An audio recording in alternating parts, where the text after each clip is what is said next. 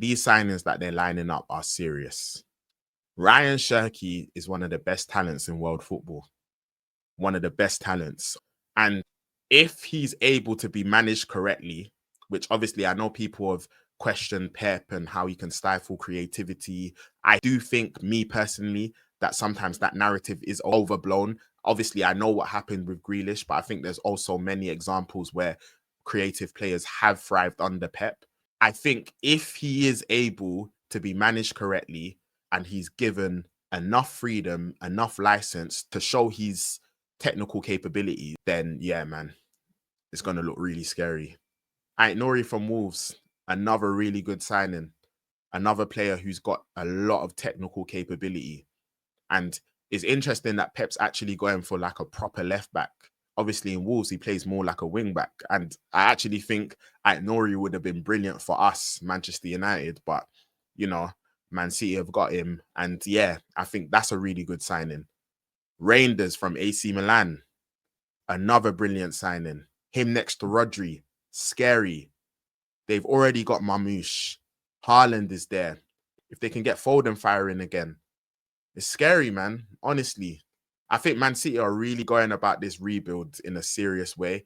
We saw what they did in January, how much they've spent. We're seeing who they're signing now. And honestly, I think they're going to be right back up there next season. And that scares me. But yeah, I hate when this happens as well, because Ryan Cherki, I won't lie, he's a great player to watch. I've been following him for a while. And I hate when those type of players go to my rivals. It's really annoying. He's the type of player that elevates football. So I want to see him do well. But I don't want to see him do well for Man City.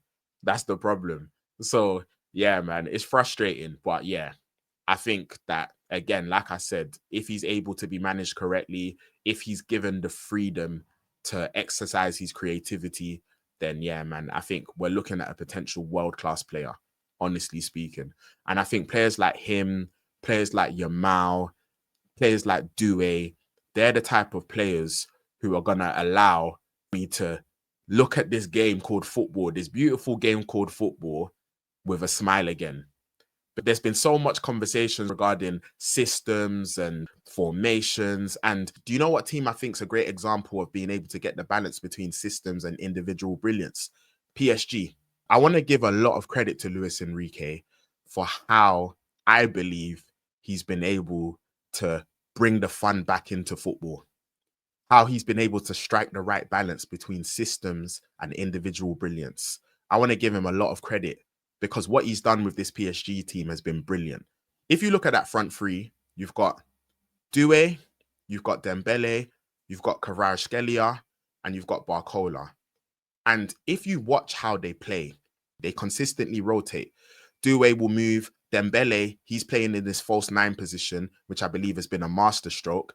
Because Dembele is ambipedal, he's consistently able to create different types of angles to shift his body weight to the left, to the right, and he's comfortable going either side. You saw it in the Champions League final. He was able to bring the ball onto his right foot, send it across to Doué, goal. He's able to drop deep, flick it to Vitinha. Vitinha lays it off to Doué, goal. He's able to pick the ball up, thread the ball through to Kvaratskhelia, goal. And if you look at the rotations that consistently happen in that PSG midfield as well, it's brilliant to watch. You've got Vitinha, you've got Ruiz, and you've got Neves consistently rotating. Those 6 and 8 positions, they're changing consistently, honestly, and it causes havoc for the opposition midfield. And you combine that with a watertight press, That 6, those 3 midfielders and the 3 attackers, how they press is incredible. It's incredible. It's so watertight. How Dembele's been pressing, incredible. So no one can accuse PSG of not having a system. They've got a clear system. I was reading an interview from Vitinha, and he was talking about how when Luis Enrique first came, I think the PSG midfield, they didn't rotate like how they do now. But obviously, once they got to know the system, now they're consistently rotating. If you look at how those attackers rotate, it's unbelievable. Consistently creating different angles, consistently dropping into different positions, consistently pressing as a unit. Honestly, the management of this PSG team has been brilliant. It's been absolutely brilliant. But also, what makes things great as well is that Luis Enrique has allowed these players to express themselves. He's allowed Doué, when he's one-on-one, to express himself. He's going to bring out his flicks and tricks. Dembele, he's allowed him to express himself. He's going to operate off the cuff.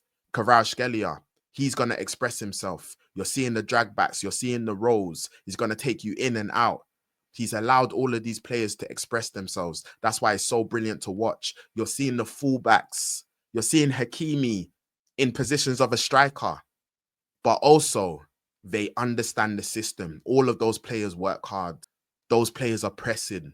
So the two things can coexist. You can see individual brilliance. You can see freedom of expression, but you can also see a system that is organized and a system that works hard. You can see players work hard within a system. The two things can coexist. They don't have to be mutually exclusive. And I'm hoping that's what we see in football, because I think nowadays managers, they just work on percentages.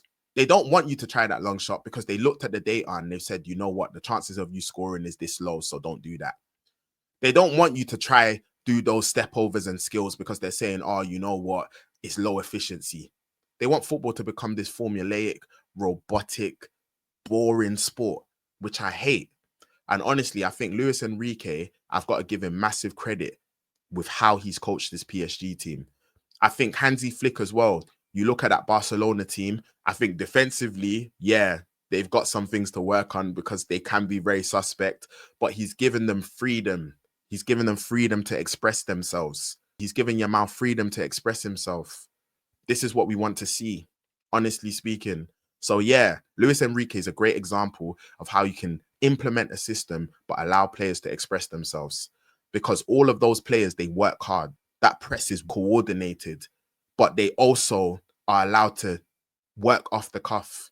They're allowed to show skill. They're allowed to take players on.